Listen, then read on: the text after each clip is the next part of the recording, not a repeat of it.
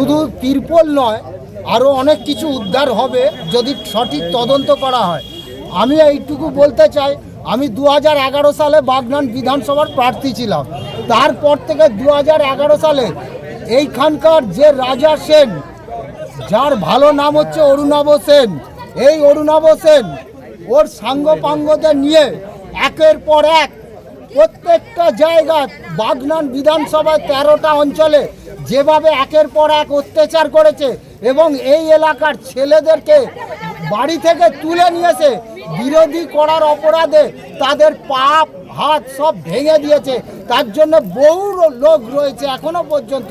আমি বলতে চাই, শুধু আজকে রাজা সেন নয়, এখানে নয়ন হালদার থেকে শুরু করে, এখানে রঞ্জন থেকে শুরু করে, এখানে পচা থেকে শুরু করে, পচা যার নাম সমীর সামন্ত থেকে শুরু করে, দিবস থেকে শুরু করে, আরও অনেক আছে, বিভাস গুচাই থেকে শুরু করে, এরকম আরও অনেকে আছে যাদের নাম খাতায় লিস্ট করলে আমার মনে হয় যে সেটা খাতার পাতা শেষ হয়ে যাবে।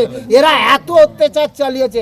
এখানে একজন প্রতিবন্ধী মানুষ আছে যার নাম আমি বলতে পারছি না, তারও পর্যন্ত পাহাড়টা ভেঙে গুড়িয়ে দিয়েছে, আজও পর্যন্ত সে ভর্তি আছে। আমরা তাই ভারতীয় জনতা পার্টি বাগনান বিধানসভার পক্ষ থেকে আমরা এটা বলতে চাই, সঠিক তদন্ত করে এদের বিরুদ্ধে উপযুক্ত ব্যবস্থা এবং সরজমিনে তদন্ত, শহীদুল মীর থেকে শুরু করে, মুফি থেকে শুরু করে, এদের বিরুদ্ধে ভাস্কর থেকে শুরু করে, ভাস্কর থেকে শুরু করে, এবং এখানকার একজন উপপ্রধান ছিল তেওয়ারি, কি নামটা জানো, তেওয়ারি থেকে শুরু করে আরো অনেকে আছে যাদের উপরে এত অত্যাচার করেছে যেগুলো ভাষায় প্রকাশ করা যাবে না। মহিলাদেরকে পর্যন্ত ছাড়ে না, এখানে তাদেরকে ডেকে নিয়েছে, তাদের উপরে অকথ্য অত্যাচার চালায়। আমরা ভারতীয় জনতা পার্টির পক্ষ থেকে আমরা কিন্তু নিজেরা আইন হাতে তুলে নেব না, কিন্তু আমরা বলতে চাই এদের বিরুদ্ধে যথাযথ ব্যবস্থা এবং শাস্তি গ্রহণ করতে হবে। না হলে আমরা লাগাতার এই লড়াই, এই আন্দোলন আমরা কিন্তু চালিয়ে যাব। তাদেরকে পর্যন্ত, আর বাগনান বাস স্ট্যান্ডে যে তোলাবাজির টাকা, সেই টাকা শুধু ওই রাজা সেনের কাছে ভাগ যায় না, ওর মা অর্ধেকটা পর্যন্ত ভাগ নেয়।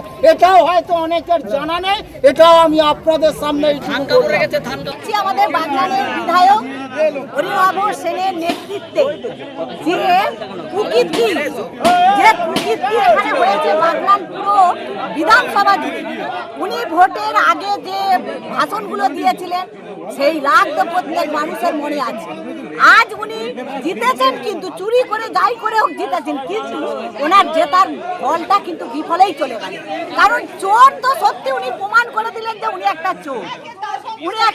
উনি গরিব মানুষের ত্রিপল, কম্বল, জামা কাপড় সব কিছু সরকারি অনুদান নিজের কক্ষিগত করে রেখে দিয়ে আর মানুষকে কিভাবে চোখে জল ফেলে জানেন। এখানে থান, সাদা থান এনে রেখেছে, কারণ যারা ওনার বিরোধিতা করলে একটা করে থান আর ফুলের মালা উপহার দিয়ে। তবু কিন্তু আমরা ভারতীয় জনতা পার্টি কর্মী হিসাবে কিন্তু থেমে থাকি। আর ওনার এখানকার এই ক্লাবের চেয়ারম্যান হচ্ছে ওনার ওয়াইফ, উনিও খুব বড় বড় লম্বা চওড়া কথা বলেন। এখান থেকে কি উদ্ধার হচ্ছে? যাওয়ার ইচ্ছা থাকলেও জোর করে উনি। আমি বাগনান বিধানসভার 90 নম্বর বুথের একজন কর্মী আর জেলার মহিলা মোর্চার ভাইস প্রেসিডেন্ট।